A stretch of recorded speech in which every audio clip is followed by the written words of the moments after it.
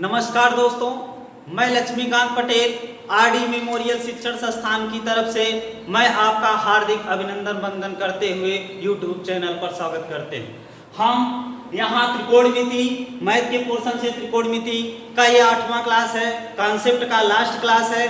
आज मैं छोटा मोटा कुछ जो भी कुछ छूटा था हम आज पूरा सूत्र लिखवा देंगे, जो छूटा है। इसके बाद हम 2-4 ठो करवा देंगे आपके क्या कहते हैं उदाहरण। इसके बाद हम हाइट एंड स्ट्रेंथ चलेंगे और जितने भी और सब एनसीईआरटी हुई, मनोहरे, डॉक्टर मनोहरे हुए, ये सब की सवालें प्रदीप सर लेके आएंगे। बीच में आवश्यकता पड़ेगी तो मैं भी आऊँगा, कोई दिक्कत नहीं होगी। प्रदीप सर बताएंगे कि सवाल को कैसे सॉल्व किया जाता है। हम कॉन्सेप्ट आपको क्लियर कर दे रहे हैं। 2-4 सूत्र बचे हैं, उसको आप फटाफट देख लीजिए, इसकी भी आवश्यकता पड़ सकती है। चलें सूत्र देखें। जैसे हम आपको ये नहीं बताएं कि साइन ए प्लस बी बराबर क्या हो। साइन ए प्लस बी बराबर sine A into cos B plus cos A into sine A minus B equal to sine A into cos B minus cos A into sine B. चलिए, cos A plus B बराबर cos A into cos B, plus वाले में minus रहता, minus sine A into sine B. Cos A minus B is equal to cos A into cos B, minus ए यहां plus रख देंगे, sign A into sign. tan A plus B, ये भी सूत्र नहीं लिखवाया गया, आप देख लीजिए, आगे चल के आवश्यकता पड़ेगी। tan ए प्लस बी बराबर tan A plus tan B upon 1 minus tan A into tan B. tan A minus B is equal to tan A minus tan B upon 1 plus tan A into tan B. tan A plus B plus रहेगा तो यहाँ plus, इसके opposite यहाँ minus. tan A minus B, यहाँ minus है तो यहाँ minus रख लीजिए, इसके अपोजिट यहाँ प्लस कर दीजिए। और सूत्र आपका छूटा था साइन सी साइन डी, ये भी सूत्र छूटे थे आप, ये भी कलेक्ट कर लीजिए। इसके बाद सारे बुक का एनसीईआरटी से लेके डॉक्टर मनोहरे वगैरह वगैरह जितनी भी किताबें हैं सबका क्वेश्चन हम करवाएंगे, हम लोग मिलकर करवाएंगे। समय हमको मिला, नहीं तो प्रदीप सर जिंदाबाद। चलें, sine C plus sine D, sine C plus sine D is equal to 2 sine C plus D by 2 into cos c minus d by 2। Sine c minus sine d is equal to 2 cos sine c plus sine d बराबर 2 sine c plus d by 2 into cos c minus d by 2। Minus वाले में cos पहले ले लीजिएगा, sine c minus sine d बराबर 2 cos c plus d by 2 into sine c minus d/2। Cos का ले लिया जाए, cos c plus cos d is equal to 2 cos c plus d/2 into cos c minus d/2। cos वाले में cos ही रहेगा, plus वाले में, लेकिन माइनस वाले में ध्यान देंगे, माइनस में क्या होगा, cos c minus cos d बराबर 2 sin c plus d/2 into sine ही रहेगा, ध्यान दीजिएगा, sin c माइनस d/2। ये सूत्र sin cos c minus cos d बराबर 2 sin c plus d/2 into sin c minus d/2, sin c minus d/2। इसके बाद आपका हाई स्कूल में कोई भी सवाल रुकेगा नहीं। एक और सूत्र देख लीजिए, जैसे हम कहेंगे sin माइनस थीटा बराबर cos minus theta tan minus theta cot minus theta sec minus theta cosec minus theta. cosec minus theta बराबर क्या होता है, साइन के लिए माइनस साइन थीटा, कॉस के लिए प्लस कॉस थीटा, tan के लिए माइनस tan थीटा होगा, कॉट के लिए माइनस कॉट थीटा होगा, कॉट थीटा, सेक के लिए प्लस सेक थीटा होगा, और कोसेक के लिए माइनस कोसेक थीटा होगा। यह पूरा फार्मूला आपको कहीं कहीं जरूरत पड़ेगी, और साइन सी प्लस डी ये सब तो नहीं लगेगा, लेकिन इसकी जरूरत पड़ सकती है। इसके बाद हम क्वेश्चन करवाएंगे। इसे याद रखने के लिए हम जो फिगर बनवाए थे, ध्यान दीजिए, याद करने के लिए साइन कॉस यहाँ था, tan कॉट यहाँ था, कॉस और सेक यहाँ था, यानी यही मान माइनस थीटा बराबर पॉजिटिव होता है और सबका निगेटिव। यहाँ देख लीजिए, sine minus theta minus, cos minus theta बराबर प्लस, यहाँ कॉस हुआ करता था, यानी इसी कोने के मान कॉस और सेक, tan कॉट साइन, और यहाँ क्या था, लंब, यहाँ आधार, यहाँ कोण। अब पूरे कॉन्सेप्ट आपको क्लियर करा दिए। अब हम क्वेश्चन की तरफ चलते हैं। हाँ, हम पाइथागोरस प्रमेय से ही शुरू किए, पाइथागोरस प्रमेय पर ही खत्म कर रहे हैं। कुछ लोग कह रहे हैं कि पाइथागोरस प्रमेय कैसे याद होगा, क्या है कैसे नहीं। हम पाइथागोरस पाइथागोरस सर के अकॉर्डिंग ही बताया गया पाइथागोरस प्रमेय क्या है, उसको हकीकत जाना जाए कि पाइथागोरस प्रमेय जो है वो कैसे बना, क्यों बना, क्या क्या इसमें सिस्टम है। देखो, पाइथागोरस प्रमेय समकोण त्रिभुज के लिए लागू होता है। ये कहते हैं कार्य पर बना वर्ग शेष दोनों भुजाओं पे बने वर्गों के योग के बराबर होता है। वर्ग का मतलब समझते हैं आप, वर्ग का मतलब है इस भुजा पर वर्ग बना दो, इस भुजा पर वर्ग बना दो, और इस भुजा पर वर्ग बना दो। इस भुजा पर वर्ग जब बनाएंगे आप, ध्यान दें, बोर्ड थोड़ा छोटा पड़ रहा है, एक मिनट ब्रेक कर, रुका, चले, वहां बोर्ड छोटा पड़ गया था, थोड़ा देखिए इसको। पाइथागोरस प्रमेय बिल्कुल कंठस्थ हो जाएगा, इसकी हकीकत तक जा रहे हैं कि पाइथागोरस प्रमेय कैसे बना।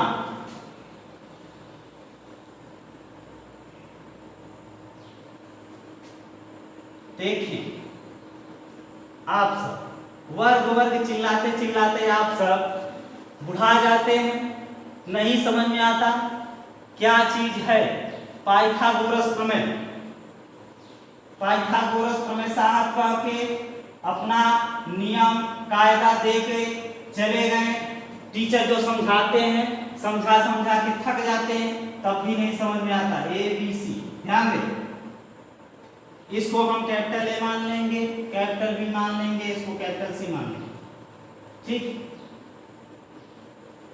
ध्यान दें, यही कहता है कि इस भुजा पर बना वर्ग और इस भुजा पर बना वर्ग, इस भुजा पर बना वर्ग, कहने का मतलब यह है इसका क्षेत्रफल इन दोनों क्षेत्रफलों के योग के बराबर होता है। कहने का मतलब इस पर बने वर्ग का क्षेत्रफल क्या होगा, वर्ग का क्षेत्रफल। कोई भी वर्ग की बात किया जाएगा, वर्ग की भुजाएं सब सेम होती हैं, यानी कहने का मतलब यह है कि सभी भुजा बराबर होती उसे वर्ग कहा जाता है। ए है तो ए भी होगा, ए भी होगा, ए भी होगा। वर्ग का क्षेत्रफल क्या होता है, ए स्क्वायर, भुजा का स्क्वायर, बराबर ये बी है, ये भी बी है, लग नहीं रहा है, मानिए इसको बी है। ठीक, हम वर्ग बनाए हैं, ये वर्ग, ये बी है तो ये भी बी, ये भी बी, यानी चारों भुजाएं बी हैं। और ये सी और ये सी है।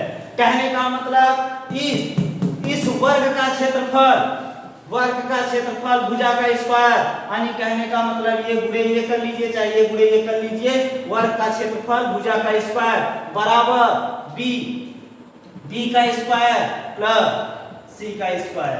कहने का मतलब यह है कि इस समकोण त्रिभुज पर कर्ण पर वर्ग बना दीजिए। इसके अकॉर्डिंग ये लंब होगा, इसके अकॉर्डिंग ये लंब होगा, जिसके अकॉर्डिंग कहा जाए कोण एक के अकॉर्डिंग कहा जाएगा तो ये लंब पर बना वर्ग और आधार पर बना वर्ग, इन दोनों का योगफल इसके क्षेत्रफल के बराबर होगा। यही पाइथागोरस प्रमेय जी कहें कि कर्ण पर बना वर्ग से इस दोनों भुजाओं पे बने वर्गों के योग के बराबर। हम कहते हैं कि ये वर्ग ही नहीं, आइए आज हम आपको बहुत ही अच्छी चीज बताने जा रहे हैं। ये वर्ग यानी कहने का मतलब ये है कि जैसे हम यहाँ अगर 5 मान लें, यहाँ 4 मान लें, तो ये क्या हो जाएगा 3। कहने का मतलब 5 5 25, 4 4 16, 3 3 9, 16 9 25, 25 का 5। कहने का मतलब यह है कि अगर 5 भुजा मानकर ये वर्ग बना दिया जाए तो इसका क्षेत्रफल और इसका क्षेत्रफल और इसका क्षेत्रफल, कहने का मतलब इसका क्षेत्रफल इन दोनों के योग के बराबर होगा। तो वर्ग का क्षेत्रफल ये 5 का स्क्वायर 5 5 25 बराबर इधर का स्क्वायर करेंगे 4 चौक 16 प्लस 3 त्रिका 9, 16 9 25, 25 बराबर 25। समझ में आया? 25 बराबर 25। कहने का मतलब ये 4 है तो ये भी 4, ये 4, ये 4, यानी चारों भुजाएं बराबर है, उसी को वर्ग कहते हैं। किसी भी चतुर्भुज की चारों भुजाएं बराबर हो तो वर्ग कहलाता है। तो हम कह रहे हैं कि वर्ग पाइथागोरस प्रमेय सर ने इसलिए वर्ग की बात कहा, उन्होंने कई आकृतियां रखी, ऐसे ही नहीं आंख मूंद के रख दिया कि कर्ण पर बना वर्ग से दोनों भुजाओं पे बने वर्गों के योग के बराबर। आइए आज हम आपको पूरी पोल उनकी खोलते हैं। पूरी पोल खोली जाए दिया पाइथागोरस प्रमेय सर की। इन्होंने ऐसे भी किया, यहां पर समबाहु त्रिभुज बना दिया, देखिए तब भी वर्ग के बराबर होगा। ध्यान देंगे, यहां पर समबाहु त्रिभुज बना दिया गया, समबाहु त्रिभुज, ध्यान दें ये समबाहु त्रिभुज बना दिए पाइथागोरस प्रमेय सर, ये समबाहु त्रिभुज बनाए। इसके बाद यहां ए रखा गया तो ये भी ए होगा। समबाहु त्रिभुज क्या गुण होता है? कोई त्रिभुज जिस त्रिभुज की तीनों भुजाएं बराबर होती हैं वो समबाहु त्रिभुज होता है। और कहें तो इसका कोण 60 अंश होता है, सबका 60 अंश होता है। कैसे होता है कि किसी त्रिभुज के तीनों कोणों का योग 360 होता है, सॉरी 180 होता है।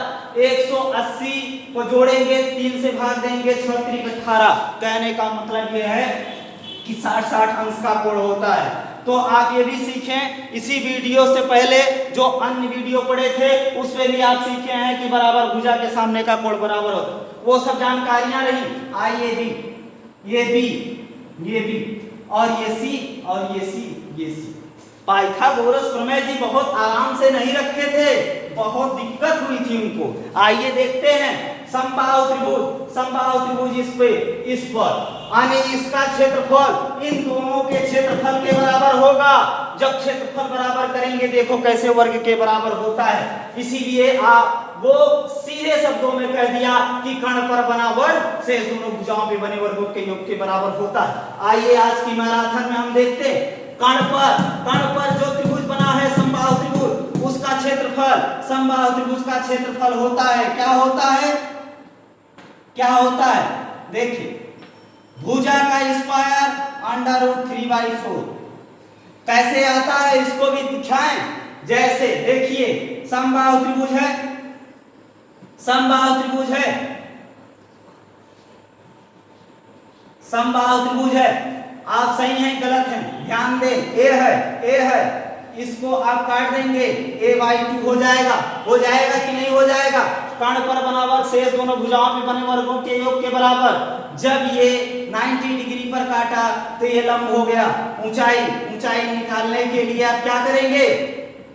a का स्क्वायर माइनस a/2 का स्क्वायर। जब आप करेंगे तो ऊंचाई बराबर आपके पास निकलेगी। क्या निकलेगी? √3a² a/2। यहां 2 दूना 4 a² 4 यहां गया, 1 कम हो गया, √3a² a/4 रूट लेंगे तो 2 आएगा यानी ये ऊंचाई आ जाएगी कितना? a√3/4। जब इसका क्षेत्रफल लेंगे, कोई भी त्रिभुज का क्षेत्रफल क्या होता है? किसी भी त्रिभुज का क्षेत्रफल 1/2 आधार गुणे ऊंचाई। छोटे त्रिभुज की बात किया जाएगा तो उतना ही ये भी है, 2 का गुणा कर दिया जाए, छोटे त्रिभुज का क्षेत्रफल ले लिया जाए। कोई भी त्रिभुज हो उसका क्षेत्रफल निकालने के लिए आधार गुणे ऊंचाई। आधार क्या है? a/2। यहां से यहां तक आधार कितना है? a/2 इंटू ऊंचाई कितनी आई? a√3/2। 2 से 2 कट गया, a से a गुणा a² √3/4। कोई चीज बगैर प्रूफ का नहीं लिखेंगे। a² √3/4 यानी कहने का मतलब इस समबाहु त्रिभुज का क्षेत्रफल होता है a² √3/4। ए भुजा वाले के लिए हो गया।